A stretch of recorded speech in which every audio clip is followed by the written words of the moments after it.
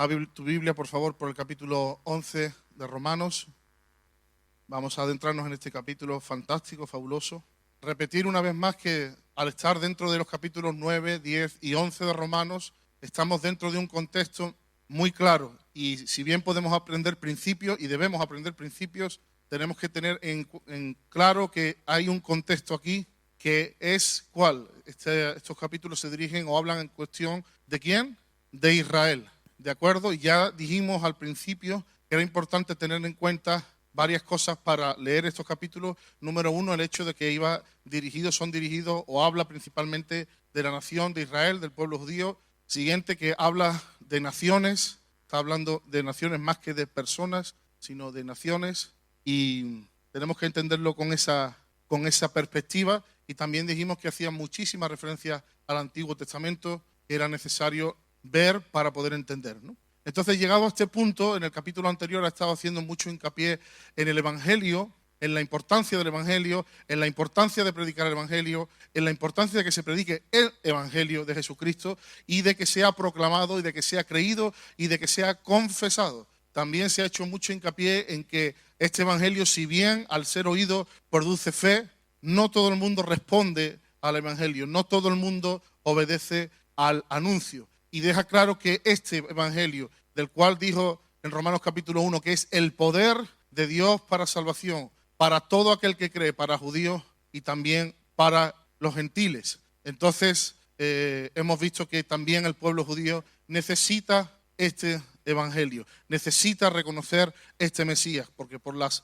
obras de la fe nadie podrá ser justificado, ya nos dijo Romanos. Y se nos hace hincapié cómo el pueblo judío, desafortunadamente, había rechazado el someterse a esta justicia, queriendo anteponer su propia justicia, como nos dice los primeros versículos del capítulo 10, y cómo no habían recibido a su Mesías, y que el Mesías vino a traernos esta justicia nueva que es en Él, de tal manera que todo el que cree en Él lo confiesa, recibe justificación, sea griego, sea judío, sea griego, y pasa a ser parte del cuerpo de Cristo. Pasa a ser parte del cuerpo de Cristo. Entonces, bueno, pues ya está.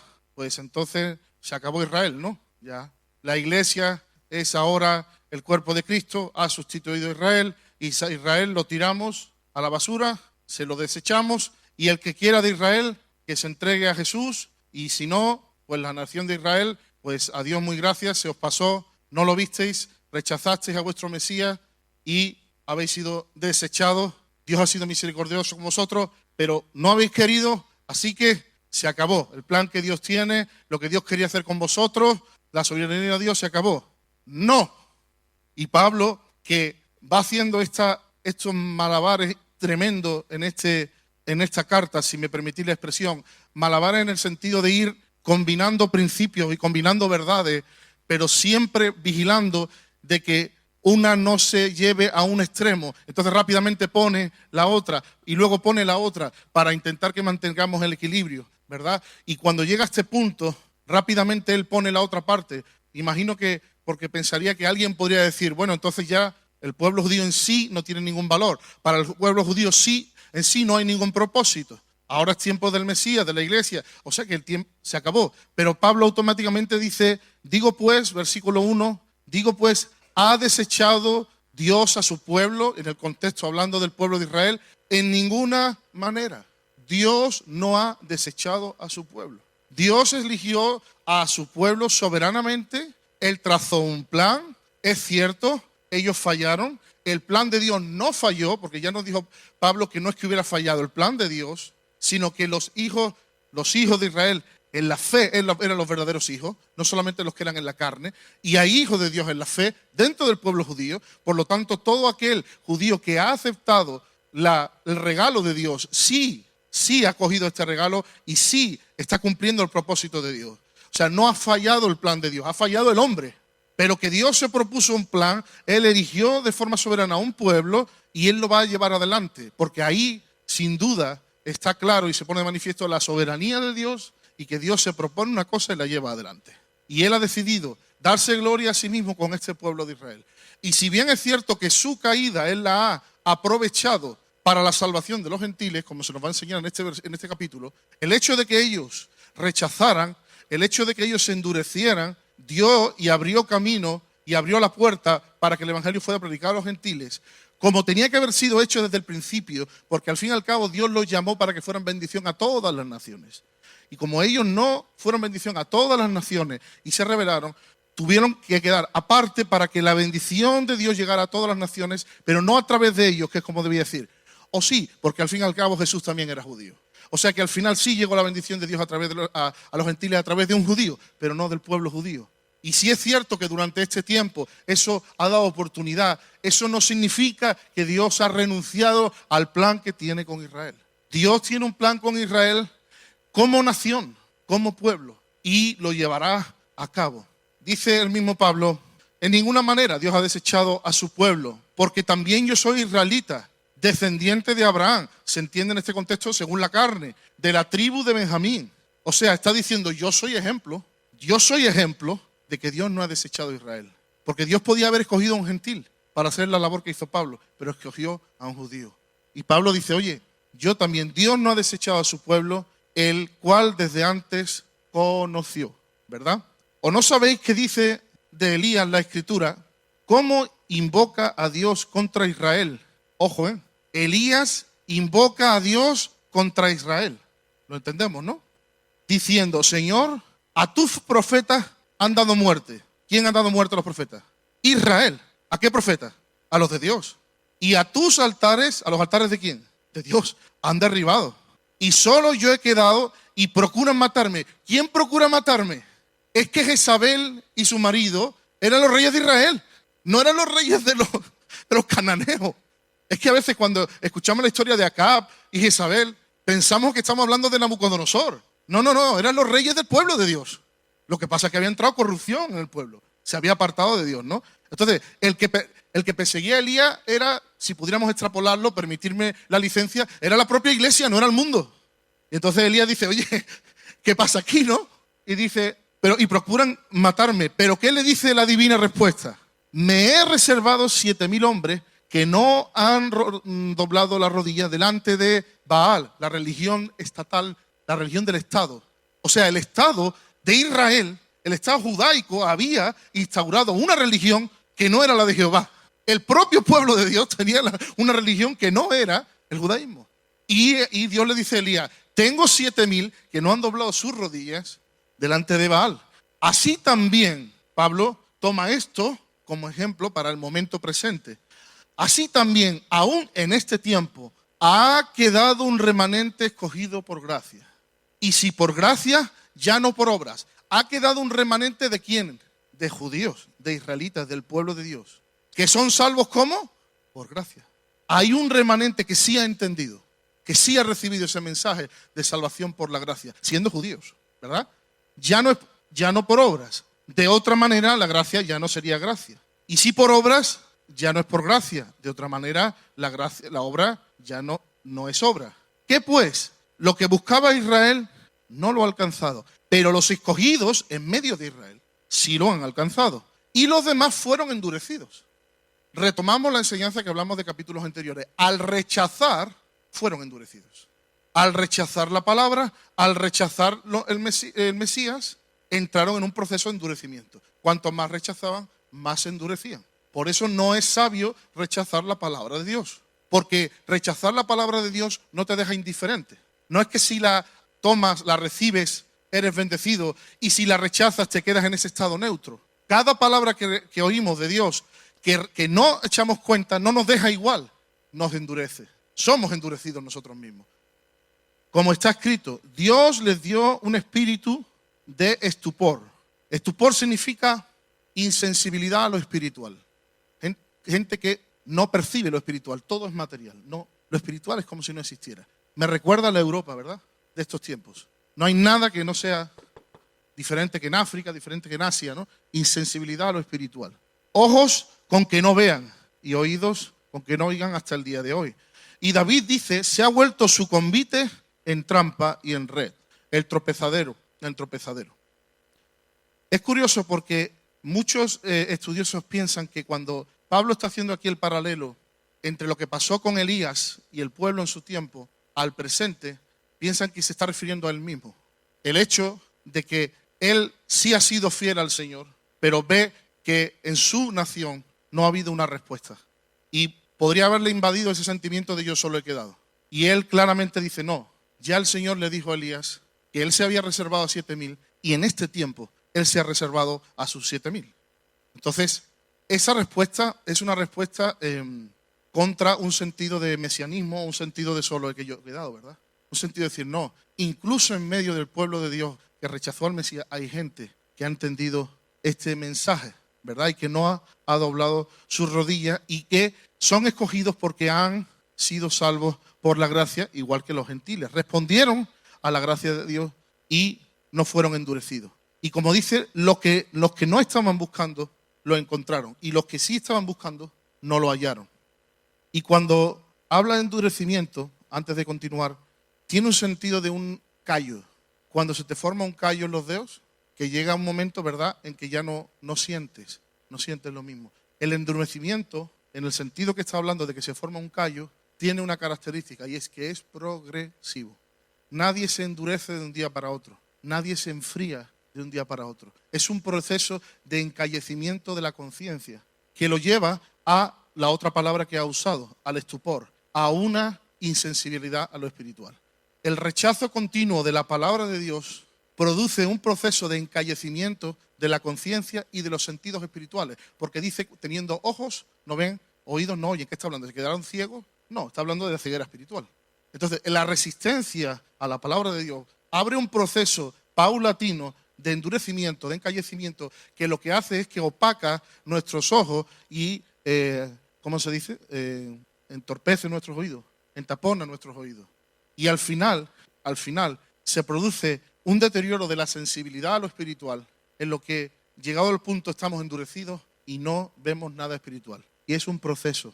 Y esto es un principio que tenemos que rescatar, tenemos que aprender, porque todos estamos expuestos a este principio, a este proceso. Si no nos cuidamos, todos estamos expuestos a ese proceso.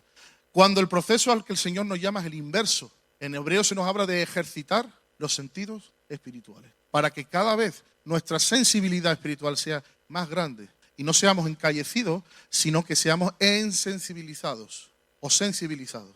Para que no tengamos oscuridad, sino tengamos luz. Para que no seamos ajenos o insensibles a lo espiritual, sino que seamos más sensibles a lo espiritual, ¿verdad?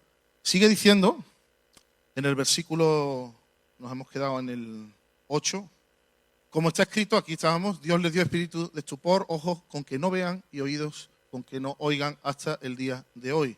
Y David dice, se ha vuelto su convite en trampa y en red. O sea, algo bueno que era el sentarse a comer, algo que les daba confianza, algo que les daba tranquilidad, sentarse a comer, se ha vuelto su trampa y su red. Una bendición, un sentido de seguridad en su peregrí, seguridad en que somos hijos de Abraham, ha sido su propia trampa, ¿verdad? En tropezadero y en retribución. Se han oscurecido sus ojos para que no vean y agóbiales la espada para siempre. Está mencionando a David aquí, ¿verdad? Ahora, sigue diciendo en el versículo 11, digo pues, han tropezado los de Israel para que cayesen. O sea, esto es definitivo. Este tropiezo ya no tiene ningún tipo de salvación. Esto es para perdición. No hay posibilidad de que se recuperen. Bueno, el mismo apóstol Pablo responde, en ninguna manera. Esto es temporal. Es temporal. Pero, por su transgresión vino la salvación a los gentiles para provocarles a celo. La transgresión del pueblo de Israel abrió el camino a que otro pueblo, los gentiles, pudieran beneficiarse de la gracia de Dios. Y si incluso errando Israel ha redundado en bendición del mundo y de los gentiles, imagínate cuando sean restaurados. Si su error ha sido bendición, imagínate cuando ellos sean restaurados, cómo va a ser de bendición para esta tierra, que es como tenía que haber sido al principio. No tenía que haber sido la transgresión suya la que permitiera la salvación a los gentiles. Debería haber sido su obediencia lo que hubiera permitido la transgresión a los gentiles. Pero, o sea, la salvación de los gentiles, pero fue desafortunadamente la transgresión. Ahora, si los gentiles fueron enriquecidos porque Israel rechazó la oferta de salvación, imagínate la bendición que será para todo el mundo cuando se vuelva al plan original. Cuando Israel sea pueblo de Dios como nación en este mundo y sea heraldo de la voluntad de Dios. Ahora, ¿qué es este asunto del celo? Bueno, nos ha dicho antes que ellos estaban persiguiendo una cosa. En el capítulo anterior nos habló de que estaban persiguiendo una justicia y no la alcanzaron. Y un pueblo que no estaba buscando esa justicia la alcanzó.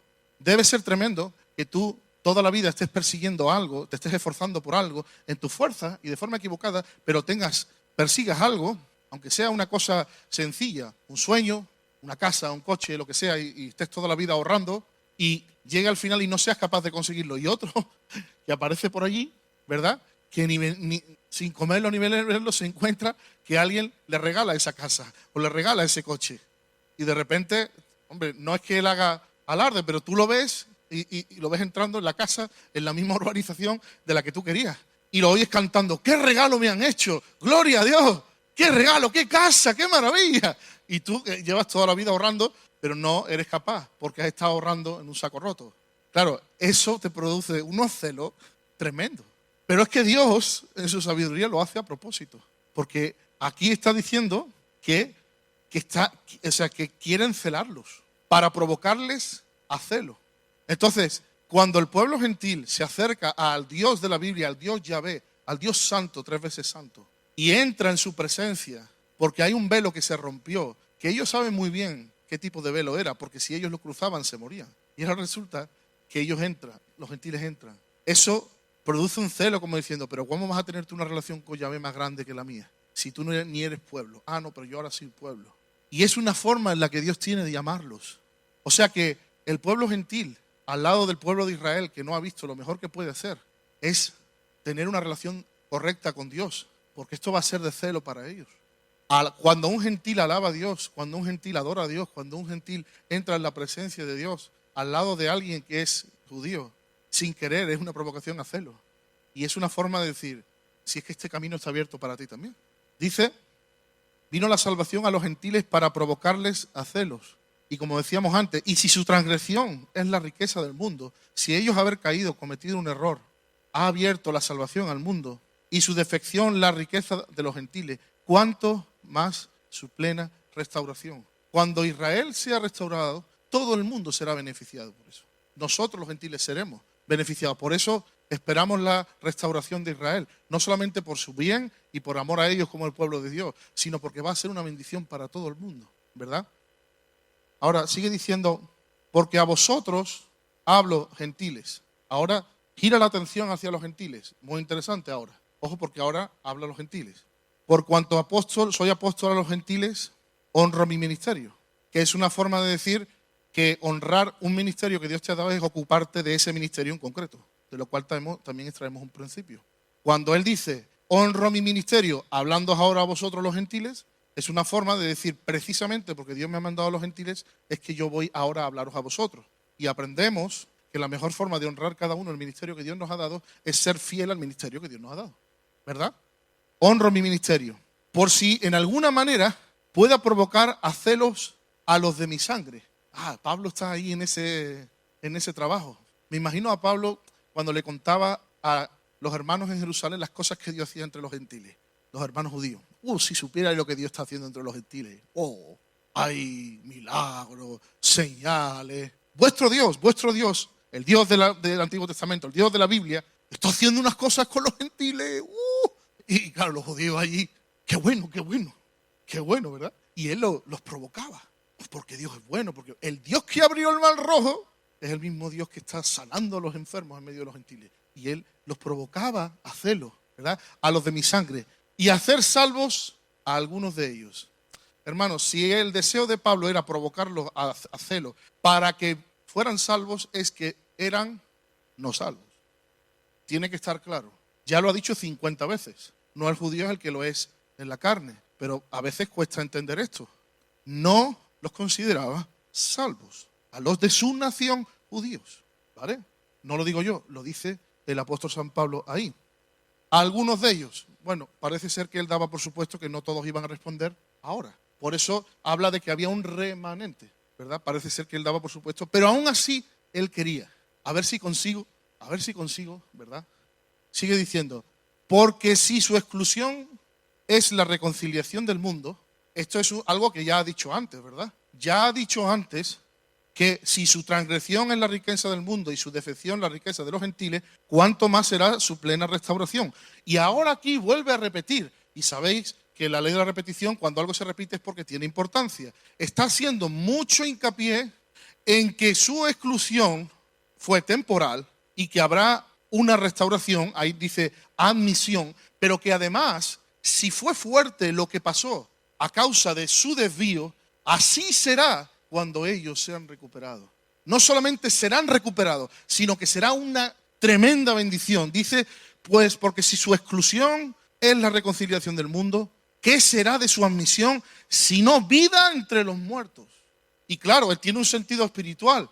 ¿Cuánto será de bendición a este mundo para que reciba vida? Pero es que además también tiene un sentido aquí profético y de los últimos días. Porque es que cuando pase eso, habrá vida entre los muertos, porque es cuando Jesucristo vuelve.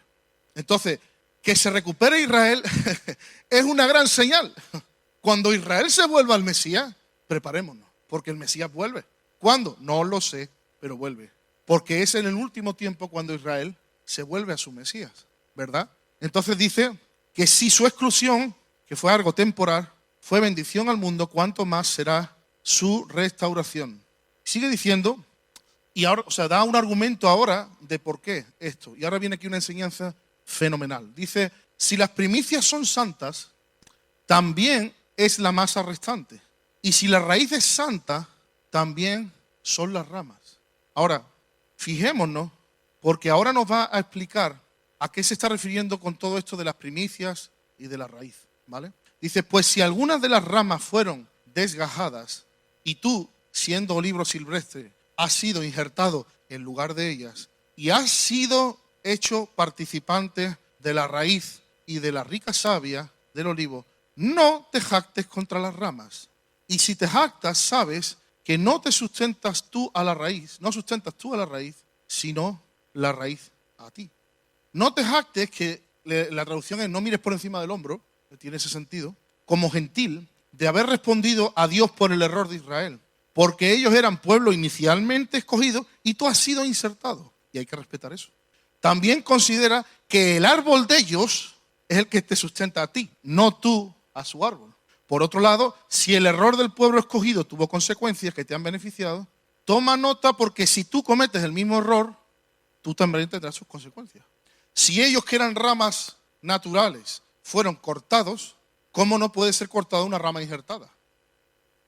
¿Hasta qué punto la fidelidad de Dios a los padres de la nación de Israel ha afectado su descendencia? ¿Y hasta qué punto la infidelidad de Israel la ha usado Dios para afectar a otra descendencia que ha sido injertada? Dios nunca pierde. Te doy la oportunidad, tú lo haces mal, pues aprovecho tu desvío para dar la oportunidad a aquel. Y cuando aquel lo haya hecho y tú te hayas muerto de celo, el que él lo haya hecho bien, va a ser tu oportunidad para tú recuperarte. Dios nunca pierde. Perdemos nosotros cuando no respondemos. Él nunca pierde. Y dice que el árbol te sustenta a ti, la raíz te sustenta a ti, no el árbol. No nos podemos olvidar que nuestra fe está basada en el Dios de Israel. Y que el Mesías vino de Israel. Fueron arrancadas. Ahora, dice, pues las ramas, dirás, fueron desgajadas para que yo fuera insertado. Bien, dice Pablo, ¿vale? Por su incredulidad. Atentos, porque desde mi punto de vista vamos a llegar a una de las partes más importantes de este capítulo. Por su incredulidad fueron desgajadas, pero tú por la fe estás de pie. No te ensoberbezcas, sino teme. Lo hemos dicho antes, porque si Dios no perdonó a las ramas naturales, ¿no le perdonó el qué? Su incredulidad. A ti tampoco te perdonará tu falta de fe. ¿Tiene esto con coherencia? Pregunta a Hebreos. Cuando dice, no haya ninguno de vosotros corazón malo de incredulidad para apartarse del Dios vivo. ¿Cómo escaparemos si descuidamos una salvación tan grande? Mira pues, Pablo vuelve a sacar los malabares. La bondad y la severidad de Dios. La severidad ciertamente con los que cayeron, pero la bondad contigo. Si permaneces en esa bondad, decidme, según el contexto del versículo anterior, ¿qué es la bondad? ¿Qué es permanecer en la bondad? Permanecer en la fe. Porque es la falta de fe lo que produjo que fueran desgajados, y fue la fe de un pueblo que no lo merecía la que permitió entrar. Y si permaneces en esa bondad, en esa gracia que has recibido por la fe, si permaneces en esa fe, sigues bebiendo de su bondad, sigues bebiendo de su gracia. Pero si entras en incredulidad, podría ser cortado. Y esto no es para vivir en un ay, de que voy a ser cortado, ¿no? Porque tengo una duda. Porque entonces Pedro hubiera sido cortado y otros muchos hubieran sido cortados. Pedro, ¿por qué dudaste? Fuera. No. Y cuando Pablo recrimina a Pedro, ¿verdad? Oye, que te has puesto con los hipócritas, te da miedo que piensen de ti. No estamos hablando de eso. Estamos hablando de un proceso de encallecimiento, un proceso de incredulidad, un proceso de apartarse del Dios vivo. Y que Dios dice, oye, si yo dejo una nación entera fuera porque me provocaron y dejaron de creerme, ¿tú quién te crees que eres? Si puedo decirlo de esta manera. Ahora, mientras que permanezcas en mi bondad, en mi gracia, ¿qué es la gracia? Bueno, favor inmerecido, riquezas gloriosas inmerecido, poder para alcanzar lo que no se podía hacer, potencia transformadora, capacidad de transformación. Si permaneces en mi gracia, perfecto. Por lo tanto, hay una advertencia aquí.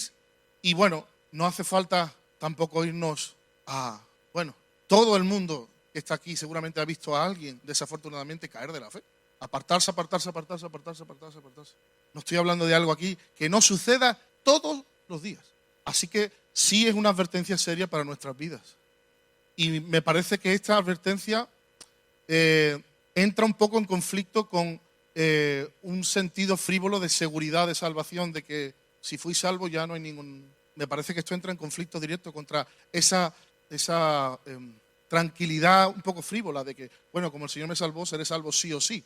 Aquí no es lo que está diciendo. Aquí está diciendo que hay que cuidarse. Además de eso, también entra en conflicto con un sentido de determinismo férreo. Porque ¿de qué está haciendo depender aquí que el pueblo de Israel fuera desgajado o no? ¿De su elección? No, de su incredulidad. ¿Y de qué está haciendo depender la elección de los hijos de Dios gentiles? De la fe.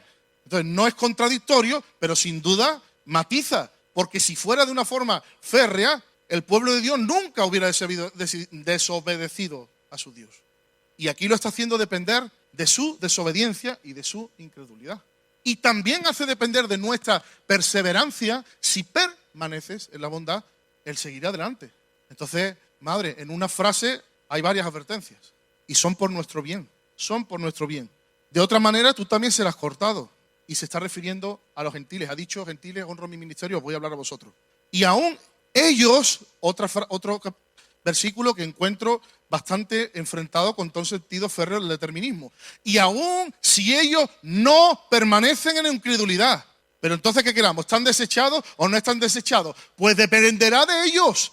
Yo pensaba que dependía del Señor. Sí, pero también depende de ellos. Porque si ellos no permanecen, fijaros la palabra que está usando, permanecer. Permanecen en incredulidad, serán injertados. Ojo, injertados, igual que un gentil. Pero es su mismo árbol, o sea que igual del todo no es, pero sí es injertado. No es que se recuperan su posición original, no, tienen que ser injertados también. Pero es su propio árbol, es su propia naturaleza, su propia ADN, ¿verdad? Serán injertados, porque poderoso es Dios para volverlos a injertar. Y aún, poderoso es Dios para volverlos a injertar. Porque si tú fuiste cortado del que por naturaleza es olivo silvestre y contra naturaleza injertado en el olivo, cuanto más ellos, estos, que son las ramas naturales, serán injertados en su propio olivo. Cuando un judío viene a Dios, viene a Cristo, recibe la justicia que buscaba y no alcanzó, y la recibe por la justificación de la obra de Jesucristo, y es injertado otra vez en su raíz, eso es una bomba atómica. Porque de repente todo lo que sabe, todo lo que ha sido enseñado, el conocimiento que el Dios que tiene del Antiguo Testamento, de repente, al ser injertado en Jesús, Él no abre la Biblia como a lo mejor como tú y como yo. Porque para Él es su cultura, su religión, su todo, su pueblo. Cuando habla de fulanito de tal, está hablando de su tatarabuelo, no está hablando de un señor en Israel que no conozco, está hablando de alguien que es de su familia. Cuando dice las tribus, Él puede identificar la suya. Entonces, cuando son reinjertados, ¡wow!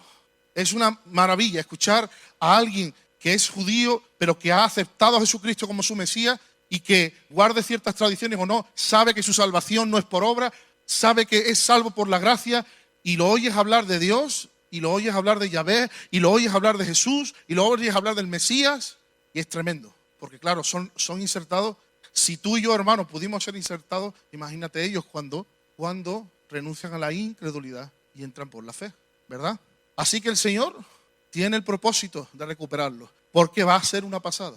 Y es una pasada, pero va a ser una pasada cuando todo Israel se vuelva a su Mesías. Va a ser tremendo para el mundo. Porque no quiero, hermanos, que ignoréis este misterio. Bueno, un poco, ¿verdad?, antitético. Si es misterio, ¿cómo vamos a conocerlo? Bueno, primero porque no está esperando que conozcamos toda la plenitud. Está esperando que conozcamos lo que está ocurriendo ahí. Y segundo, porque misterio tiene un sentido de algo no desvelado, no necesariamente de oculto, sino de algo que todavía no ha sido desvelado. Ahora, ¿cuál es este misterio? Primero, ¿por qué quiero que no ignoréis este misterio? Para que no seáis arrogantes. Fíjate, ya aquí el apóstol Pablo inventó el refrán, ¿verdad?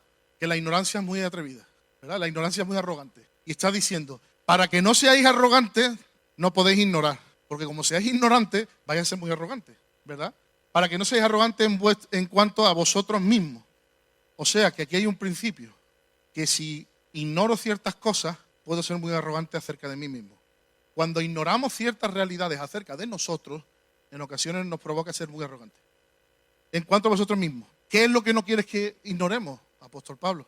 Que ha acontecido a Israel endurecimiento en parte hasta que haya entrado la plenitud de los gentiles, que tiene un sentido de la multitud de las etnias, la abundancia de las razas, hasta que hayan entrado gente de toda lengua, raza, nación. Cuando se cumpla eso, y luego Israel será salvo. Entonces, les quiero decir, cuidado cómo habláis respecto a Israel, porque lo que le ocurre a Israel es temporal y ha sido para vuestro beneficio, pero cuando termine este tiempo y cuando todos los gentiles que tienen que entrar, o sea, véase, raza, pueblo y nación, multitud de razas, cuando el evangelio esté alcanzando el mundo, entonces ellos serán salvos. Como está escrito, tira de un texto, hablamos de, ¿verdad?, de los textos. Vendrá de Sión el libertador que apartará de Jacob la impiedad. Y este será mi pacto con ellos cuando yo quite sus pecados. Hay una promesa de que el libertador vendrá a Israel y quitará la impiedad de Jacob. Hay una promesa y debemos saberla para no ser arrogantes respecto a nosotros mismos. Todo lo que nos ha dicho hasta ahora es para un sentido de que no seamos arrogantes. Cuando nos ha enseñado, oye, que no dependen ellos de ti, sino tú de ellos. Oye, que lo que tú crees en el Dios de ellos. Que ahora lo has hecho tú, Dios. Que tú has sido injertado, pero ellos son las ramas naturales. Que si ellos por su incredulidad fueron cortados, tú sé fiel a la bondad que has recibido. Todos son advertencias para que entendamos y no seamos arrogantes respecto a nosotros mismos, sino que seamos agradecidos y vigilantes. Por lo tanto, el talante debe ser de agradecimiento. Debe ser de una esperanza santa de que como nación serán restaurados y debe ser de gratitud a Dios. Porque al fin y al cabo, los tratos que Dios ha tenido con Israel y por la misericordia que Dios ha tenido con nosotros es que ha aprovechado su descarrío para darnos oportunidad a nosotros. Y eso es por la infinita misericordia de Dios. Pero Él se ha reservado que al final Él restaurará a Israel como nación para bendición del mundo. Ya en Génesis Él los destinó para ser bendición a todas las naciones y eso Él piensa cumplirlo.